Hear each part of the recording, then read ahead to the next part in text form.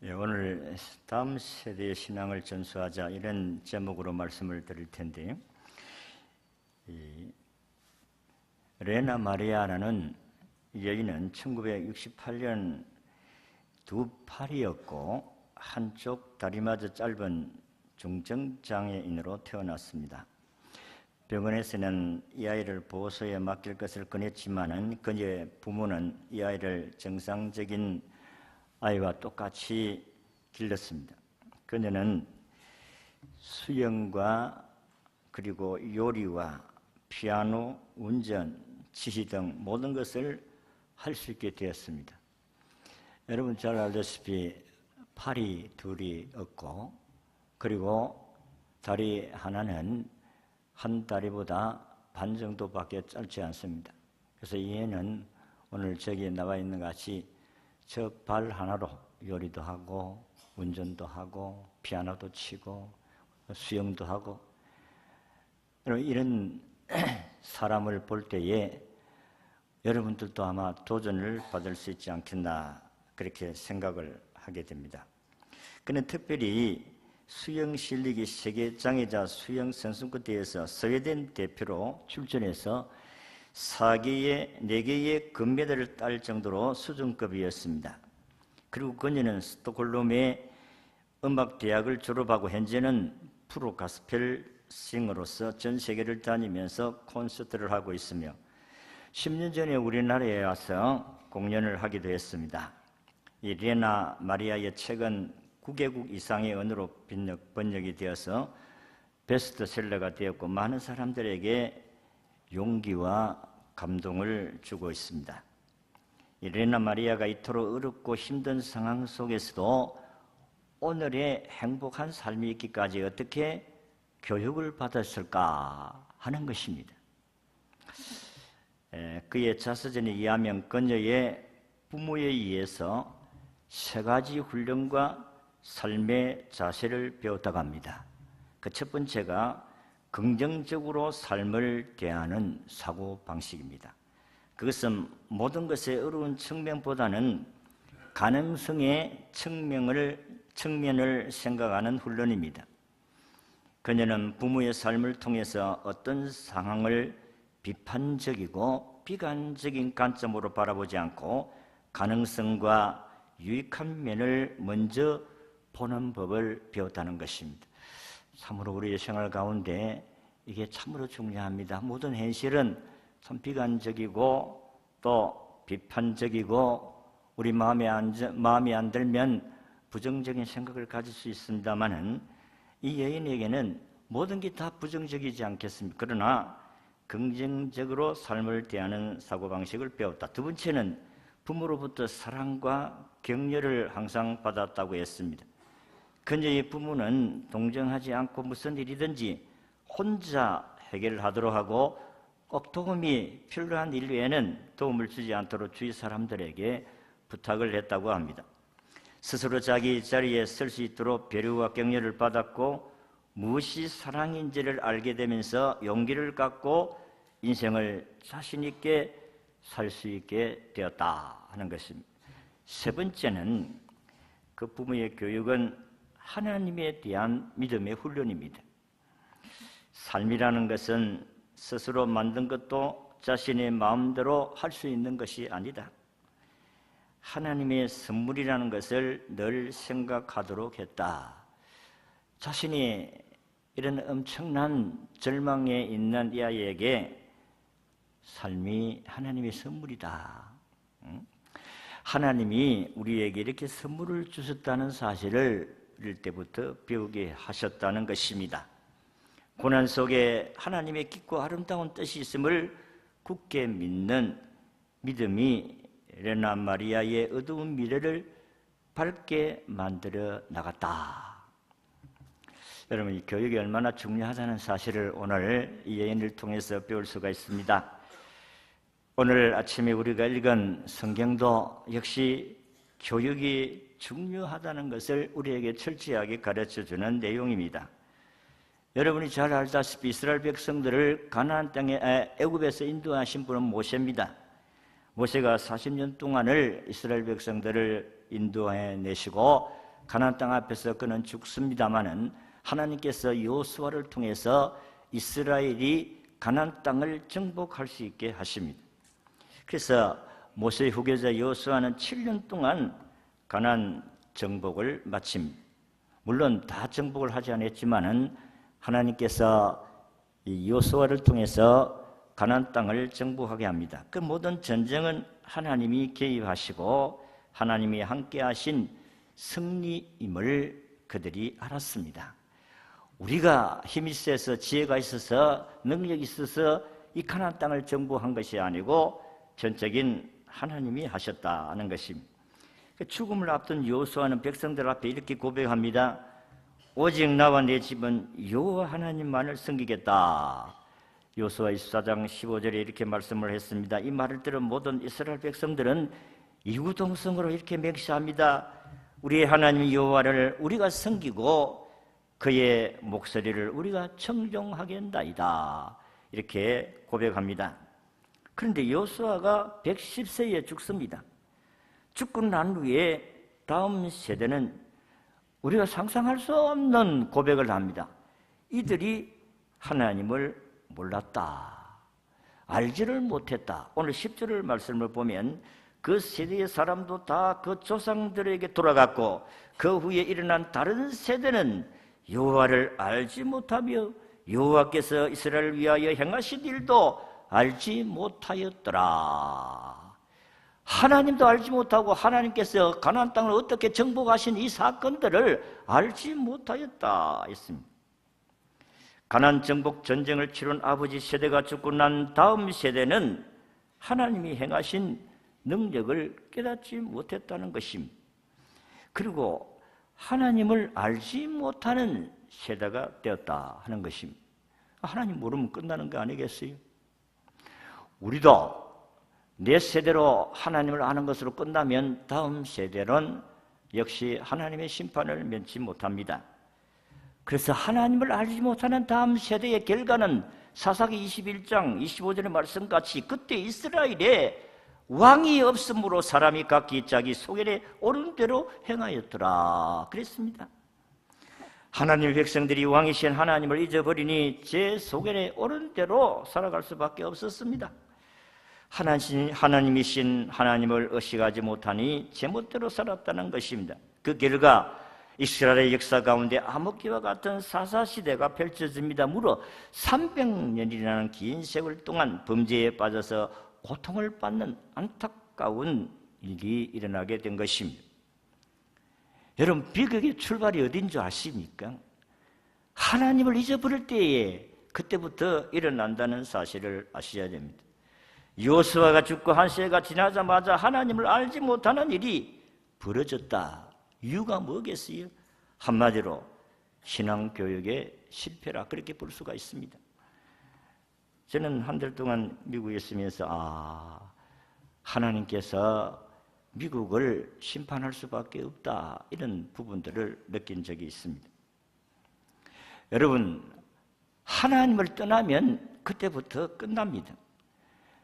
하나님이 살아계심을 저들이 체험하고 청교도들이 와서 이 나라를 건설해서 200년 동안 나라를 부흥하게 하셨는데 이게 다음 세대가 하나님을 잊어버렸습니다. 사실 미국의 대통령 가운데서 유일하게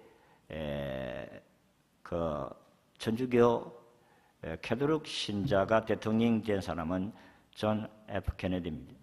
60년대에 아주 활발하게 젊은 대통령이 나왔는데 이 대통령이 유치부부터 시작 대학까지 성경 공부가 학교에 있었어요. 그를 선택 과목으로 만들고 결국은 학교에 성경 공부가 없어져 버렸어요. 하나님을 섬길 수 있는 하나님을 경외하는 교육을 없애버린 겁니다. 그 결과 지금 오늘의 미국이 되어져 가고 있습니다. 타락한 세대가 지금 미국을 좀먹고 있다는 것입니다. 자,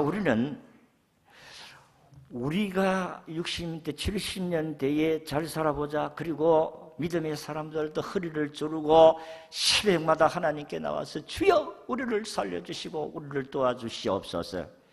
그렇게 열심으로 기도하고 그럴 때 교회가 부흥하고 그리고 교회가 부흥하니까 나라도 부흥해 가고 그렇게 은혜를 받고 축복을 받는데 80년대 90년대 오면서 우리의 신앙이 약해져 갔다.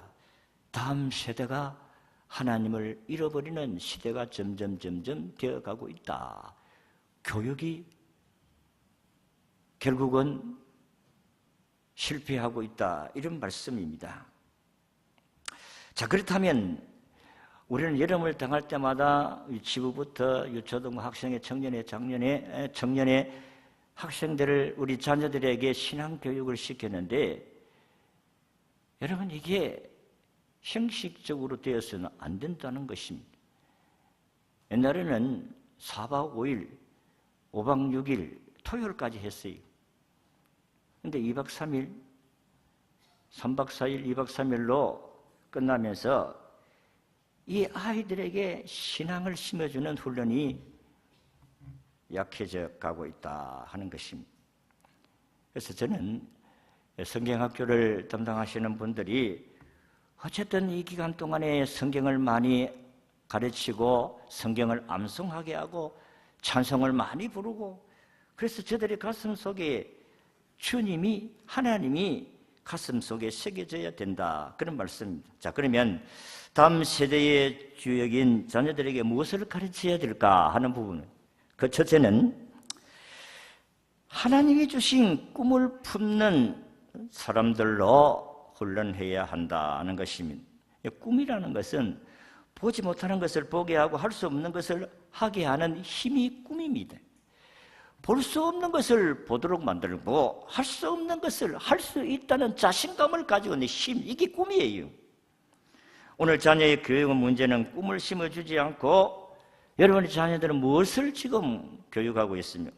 공부해라, 좋은 학교 가야지, 취직 잘해야지, 돈 많이 벌어야지, 시집 잘 가야 되지, 장가 가야 되지, 잘 먹고 잘 살아야지. 이게 우리의 목적이 아니올시다.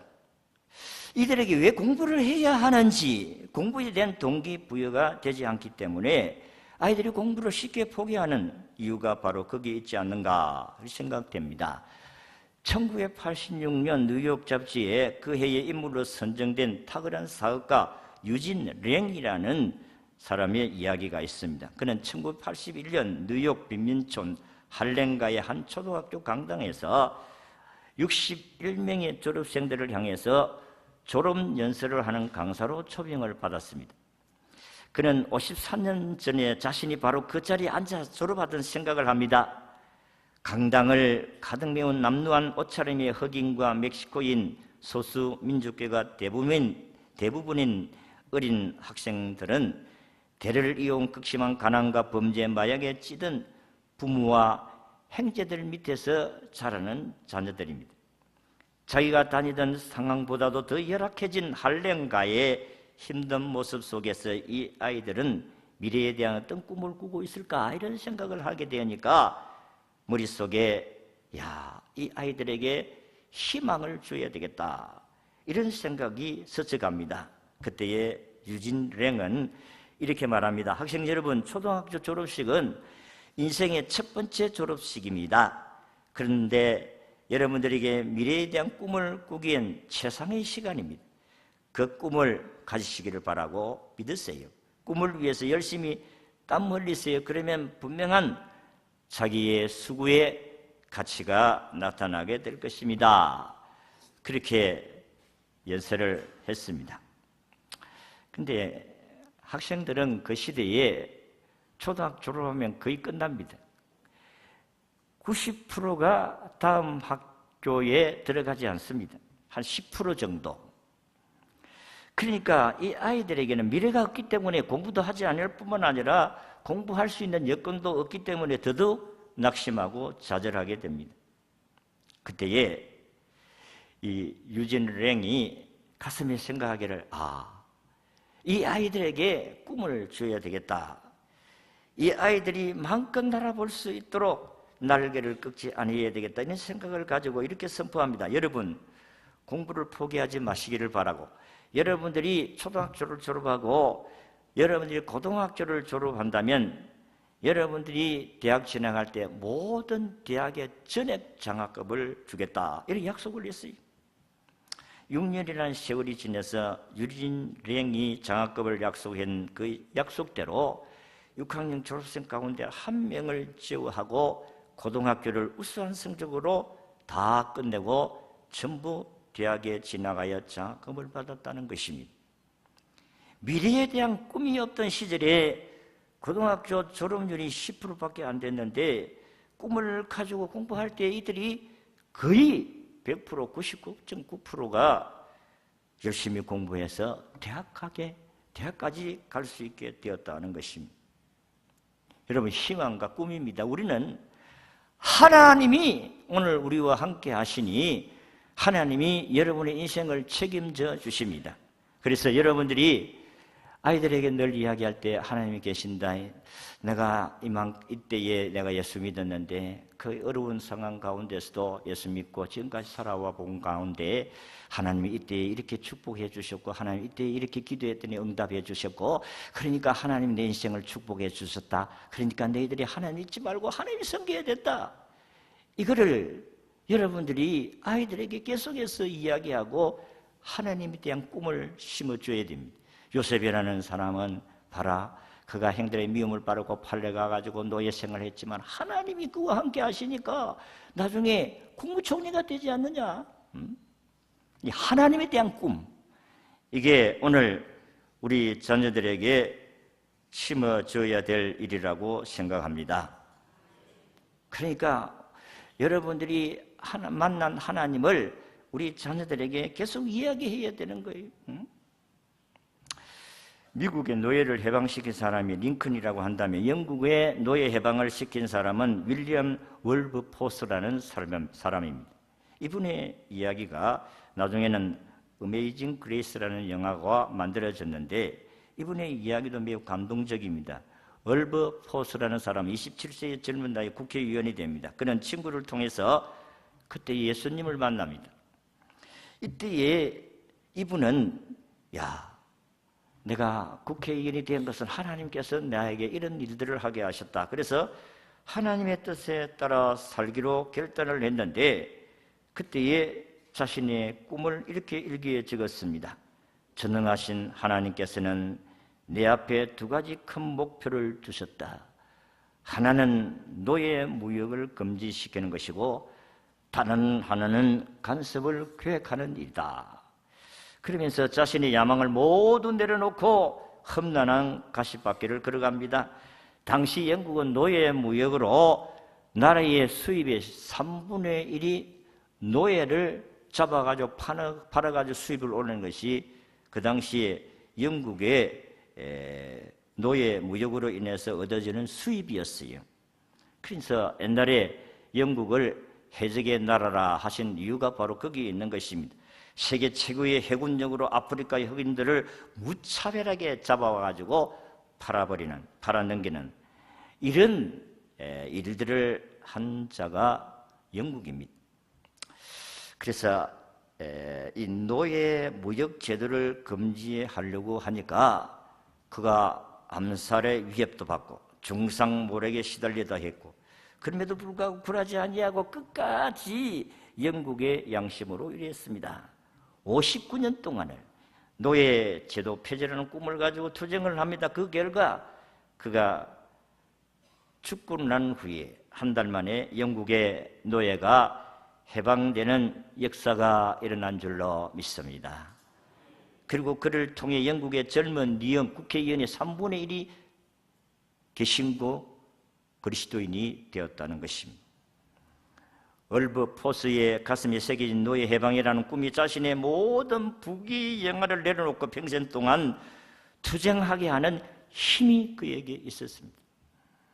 꿈이 있는 사람들은 어떤 환경 가운데서도 그 환경을 이겨내는 힘을 공급받습니다. 오늘도 우리 자녀들에게 하나님에 대한 꿈을 심어주면 저들이 절망 가운데서도 이겨낼 수 있는 힘을 공급받게 될 줄로 믿습니다. 그러니까 우리는 하나님을 심어야 돼요. 아이들에게 하나님이 살아계신다. 나를 봐라. 하나님이 살아계신다. 하나님에 대한 꿈을 심어야 돼. 두 번째는 신앙을 심어줘야 된다. 오늘 10절을 보니까 다음 세대는 여호와를 알지 못하고 여호와께서 이스라엘을 위해 행하신 일도 알지 못하였더라 그랬습니다.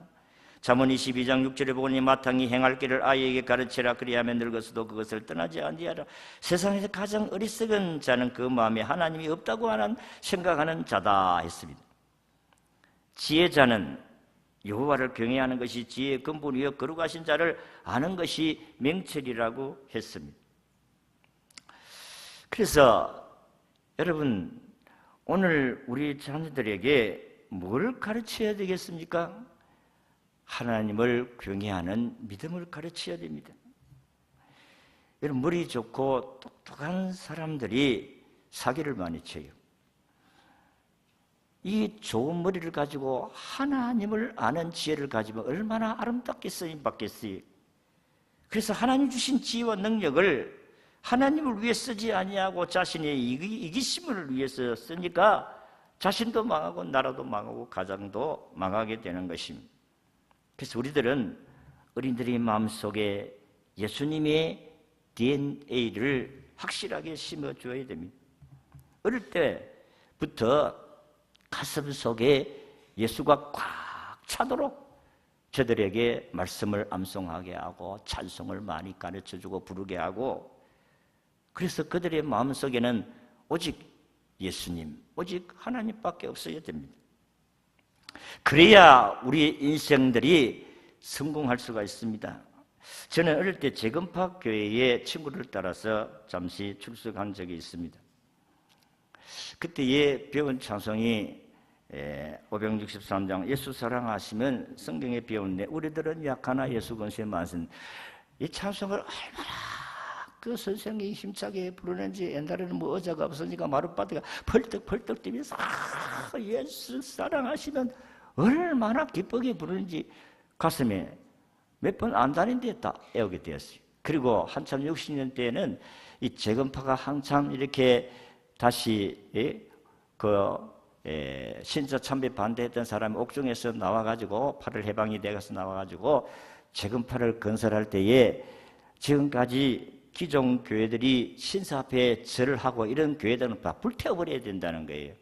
최덕지라는 전도사가 이런 강한 강성이 돼가지고, 그래가지고 이 교회당을 신사 앞에 제사 드리고 그렇게 경비한 그 교회당을 많이 태웠어요.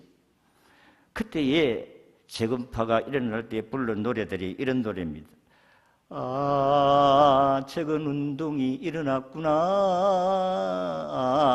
최근 교회가 일어났구나. 현대의 생명 없는 마귀당들아, 허위에 날뛰는 마귀당들아, 말라진 교회 마음 붙잡고 있고 생명의 말씀은 여기에 있다. 아직까지도 내가 가사를 기억하고 있잖아요. 얼마나 이 노래를 갖다가 그렇게 열심히 가르치는지, 아니 얼마 다니지도 않았는데 이게 입력이 돼가지고 그때의 초등학교 1, 2학년 때에 불렀던 노래가 아직까지도 생생하게 기억하고 있다는 것은, 어릴 때에 우리가 성경을 가르치고 찬송을 가르치고 말씀을 가르치면 이 아이들이 어디로 가도 하나님 버리지 않는다는 거예요. 성도 여러분, 우리 통계에 의하면 6세 이전에 예수님 믿는 아이들은 평생 예수님을 떠나지 않는다, 이런 통계가 있습니다. 자신 농사를 잘 짓는 비결은 하나님을 경외하는 자녀로 양육하는 것이 자녀 농사 성공하는 줄로 믿으시기를 바랍니다. 그래서 우리는 신앙의 본을 보여줘야 됩니다. 주일 성수를 하시고 가정 예배를 드리시고 여러분들의 자녀들에게 하나님 말씀을 암송시키시고 그리고 찬송을 부르게 하고, 그렇게 하면 아이들의 가슴 속에는 이게 떠나지 않아요. 제가 재건파 교회를 다녔다 했는데 이 재건파 교회는 순수하게 믿음으로 살려고 하는 그 열정은 있습니다. 뭐 잘못된 신앙관이 있어서 그런데 얼마나 열심히 살려고 했습니까? 그러니까 누가 찬송을 인도하고 누가 말씀을 인도하느냐에 따라서 그 아이들의 가슴 속에 확실하게 주님을 심어줄 수가 있다, 그런 말씀입니다. 여호수아가 죽고 난 한 세대가 지나자 신앙의 전수가 이루어지지 않았습니다. 다음 세대들은 하나님을 알지 못했어요. 그리고 하나님께서 여호수아를 통해서 이스라엘이 가나안 땅을 정복한 이 사건들, 요단강을 마르게 하고 여리고를 무너뜨리게 하고 그리고 아말렉 전쟁과 승리하게 하고 이런 엄청난 하나님의 이루어진 사건들을 그 다음 세대는 알지 못하더라. 하나님이 역사하신 것을 이야기하셔야 되지요. 하나님께서 내가 어떻게 예수를 믿었는지, 내가 이때에 이렇게 방황했는데 내가 이때 예수를 믿고 이렇게 살고 이렇게 했더니 하나님 이렇게 해주시고, 내가 이럴 때 기도를 했는데 하나님 기도를 들어주시고, 그래서 너희들을 위해서 이렇게 내가 했다, 이 이야기들을 쭉 하셔야 돼요. 계속해서. 하나님을 알지 못했더라. 여러분들이 한 시대로 끝나고 여러분의 자녀들이 하나님을 알지 못했다고 하면 얼마나 불행하겠습니까? 여러분들이 아이들에게 하나님 살아계심을 체험한 우리들은 여러분들의 자녀들에게 계속 이야기를 해야 돼요. 하나님이 이렇게 해주셨다, 하나님이 이렇게 하셨다, 하나님이 이렇게 응답해 주셨다. 이 계속해서 이야기해야 이 아이들이 하나님의 역사하심을 알게 하신다. 우리 아버지가 이럴 때 이렇게 기도하신다, 나도 기도해야 되겠다. 그럼 신앙을 본받을 수 있지 않겠습니까? 요한의 설례는 죽기 전에 이렇게 유언했다고 합니다. 나는 너희에게 제일 좋은 것을 물려준다. 이 땅에 살아가는 동안 나의 제일 귀한 부하는 하나님이 나와 함께하는 것이었다. 나는 너희들에게 나의 하나님을 물려주노라. 하나님이 영원토록 너희와 함께 할 것이다. 이런 유언을 했어요. 여러분, 부모로서 자식에게 물려줄 수 있는 최고의 선물이 뭐겠어요? 집안채 물려주는 것이겠어요? 재물 물려주는 것이겠습니까? 명예와 권력 물려주는 것이겠어요? 아니올시다. 예수님을 물려줘야 될 줄로 믿습니다. 그런데 우리 신앙인들은 세상 사람들과 별로 다르지 않습니다. 짐 한 칸 물려주려고 하고 재산 물려주려고 하고 인류 대학 가는 것이 전부라고 생각하고, 아니올시다. 하나님을 모르면 모든 것이 다 헛되다는 사실을 아시기를 바랍니다. 하나님 말씀대로 사는 것이 가장 행복이요 축복의 기름을 알아야 됩니다. 마지막으로 사랑을 심어줘야 됩니다. 다음 세대들에게 사랑이라는 것은 희생입니다. 부모가 너희들을 위해서 어떻게 하시는가, 내가 너희들을 위해서 어떻게 사랑하셨는가 하는 것을 아이들이 느낄 수 있도록 하셔야 됩니다. 여러분, 우리 희생으로 다음 세대들이 참으로 기쁨을 누리는 것을 체험할 수 있도록 해야 됩니다. 인기 작가인 최인호 씨가 가톨릭의 신앙에 기하면서 그가 하나님의 사랑을 깨닫고 쓴 소설이 사랑의 기쁨이라는 소설입니다. 이 소설의 시작은 죽은 엄마의 유품을 정리하러 가는 딸의 이야기로부터 시작이 됩니다. 결혼하고 3년 만에 아버지가 외도를 해서 부모님과 이혼을 하게 됩니다. 어릴 적에 아이를 키우던 엄마는 이 아이가 아빠를 너무 좋아하고, 그러니까 이혼하면서 자기 아빠에게 이 딸의 양육권을 맡기고 헤어집니다. 그런데 이 아이가 고등학교 3학년이 되었을 때 아버지가 교통사고로 사경을 헤맵니다. 이때 이 딸이 엄마에 가서 아빠를 용서해달라고 했지만은 결국 그 엄마는 아버지에 대한, 남편에 대해서 외면하고 맙니다. 아버지가 죽자 그 딸은 엄마에 대한 분노로 거식증, 자폐증, 우울증으로 인해서 인생이 망가지기 시작합니다. 엄마가 그 아이를 돌아봅니다. 정성껏 돌아봅니다마는 아이는 이미 마음을 떠났습니다. 아무리 따뜻하게 그를 대해주지만은 아이는 자신도 통제하지 못하는 분노와 그리고 그 마음속에 있는 그 원한과 이런 것이 계속해서 그 아이를 괴롭힙니다. 그가 조금 회복이 되었을 때는 아빠 닮은 유부남과 사귀면서 엄마를 고의적으로 괴롭히고, 엄마가 반대하는 남자만 찾아다니면서 결혼하고 이혼하고, 엄마의 삶을 철저하게 파괴시키는 일을 합니다. 그 과정에서 엄마가 고통스러워서 암병이 걸려서 죽습니다. 세상을 떠나는데 엄마가 살았던 집의 유품을 정리하는 것이 이 소설의 첫 장면입니다만, 가서 보니까 엄마 방에 오래된 수동 타자기에 편지 하나가 걸려 있습니다. 사랑하는 사람에게 보낸 편지였어요. 너무나 아름다운 사랑의 편지였습니다. 엄마가 사랑했던 그 남자가 미국의 교환 교수로 있다는 것을 알고 있다는 미국으로 찾아갑니다. 엄마랑 그토록 아름다운 사랑을 했음에도 불구하고 왜 이 교수가 사랑을 이루지 못했는가 하고 찾아가서 묻습니다. 그때 이 교수는 대답을 합니다. 그러면서 편지 한 통을 내놓는데, 그때의 엄마가 영문학을 통해 전공을 해서 번역을 통해서 이혼 후에 생활을 해가는 가운데 40대 초반의 영문학자 노총각인 자기를 만났다는 것입니다. 두 사람이 너무 뜨겁게 사랑해서 이 교수는 교환 교수로 가기 전에 청혼을 했던 것입니다. 그러나 엄마는 교수에게 이렇게 편지를 씁니다. 나는 당신을 너무나 사랑합니다. 그러나 당신보다 더 사랑하는 한 사람이 있습니다. 그 사람을 위해서 나는 살아야 합니다. 그래서 당신에게 갈 수가 없습니다. 딸은 엄마가 편지를 쓴 그 시점이 자신이 자폐증, 우울증에 걸려서 인생이 망가진 때라는 사실을 알게 되었습니다.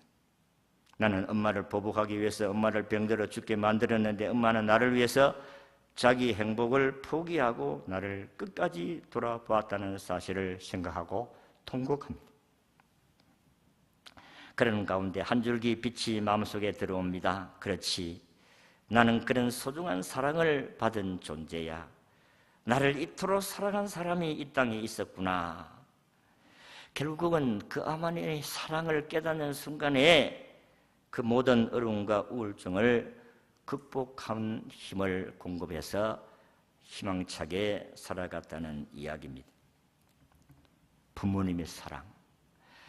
오늘 저나 여러분들이나 이 세상에 아무리 절망스럽고 어렵다 할지라도 여러분의 부모의 사랑을 입은 사람도 있을 거고 그렇지 못한 사람도 있을 것입니다. 그러나 그보다 더 중요한 것은 예수 그리스도의 사랑을 깨닫는 사람들은 어떤 환경 속에서도 환경을 극복할 수 있게 될 줄로 믿습니다. 주님이 어떻게 우리를 사랑하셨습니까? 저와 여러분들을 위해서 십자가에 대신 못 박혀 죽으시고, 아버지여 저들은 알 수 없으니까, 알지를 못해서 저랬으니까 저들을 용서해 달라고 하셨던 분이 예수님이십니다. 이 예수님의 사랑으로 우리가 하나님의 자녀가 되었고 하나님의 친백성으로 하나님의 돌보심을 받을 수 있게 되어진 줄로 믿습니다.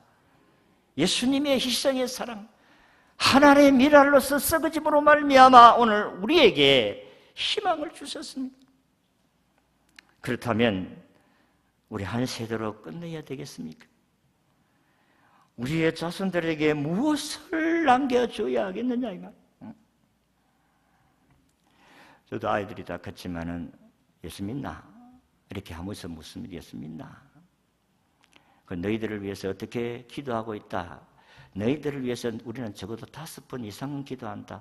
아침 밥 먹을 때, 점심 먹을 때, 저녁 먹을 때, 아침 새벽 기도할 때, 저녁 5번 이상은 기도한다. 이놈들아, 기도 많이 해주있어. 이놈아, 부모 기도보다 너희 기도가 더 하나님이 기억하신단다.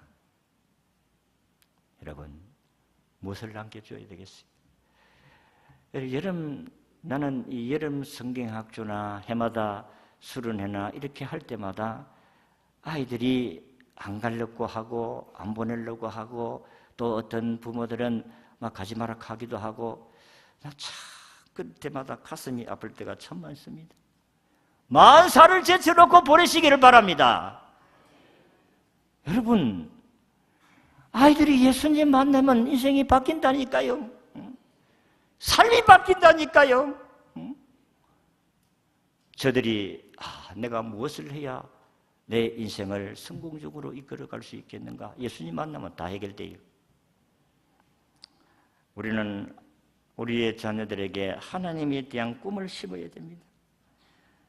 하나님을 경외하는 것을 전수해 줘야 됩니다. 그래서 우리 주일학교나 우리 청년들이나 학생들이나 어떤 성경 많이 암송해라. 우리 어른들 암송하는 같이 성경 암송하도록 해라. 성경을 가르치라. 그리고 믿음을 심어줘야 됩니다. 신앙을 심어줘야 돼. 예수님을 심어줘야 돼. 가슴 속에 예수님의 DNA가 가슴에 박힐 수 있도록 우리가 해야 됩니다. 아까 내가 어릴 때 불렀던 그 재금파 교회의 찬송, 노래, 아직까지도 가슴에 심어져 있는 것은 찬송을 인도하는 사람이 그 마라톤에 벌쩍벌쩍 뛰면서 재건 운동이 일어났다. 예수 구원이 일어났다고 우리가 힘차게 외치면 얼마나 아이들의 가슴이 뭉클해지겠어요. 그리고 우리 자녀들을 위해서 헌신적이고 희생적인 사랑을 베푸세요. 위에서 기도해주고 이 아이들이 믿음으로 잘 살아갈 수 있도록 옆에서 배려해주고 격려해주고. 레나 마리아의 부모님들이 참 신앙이 좋으신 분들이 이 아이가 우리가 같으면 포기하지 않아요. 그런데 하나님을 경외하니까 포기하지 아니하고 이 아이를 위해서 이렇게 헌신했더니 사랑을 베풀었더니 세계를 다니면서 주름을 잡으면서 하나님의 영광을 돌리고 있지 않습니까? 오늘 우리는 내 세대로 끝나지 말고 내 자녀 세대에도 내가 믿는 이 하나님, 내가 믿는 이 예수님, 내게 체험하게 하시고 역사하시던 그 주님을 우리 아이들에게도 체험하고 자손 대대로 신앙이 이어져가는 축복의 명문의 신앙의 가정들이 다 되시기를 진심으로 바랍니다.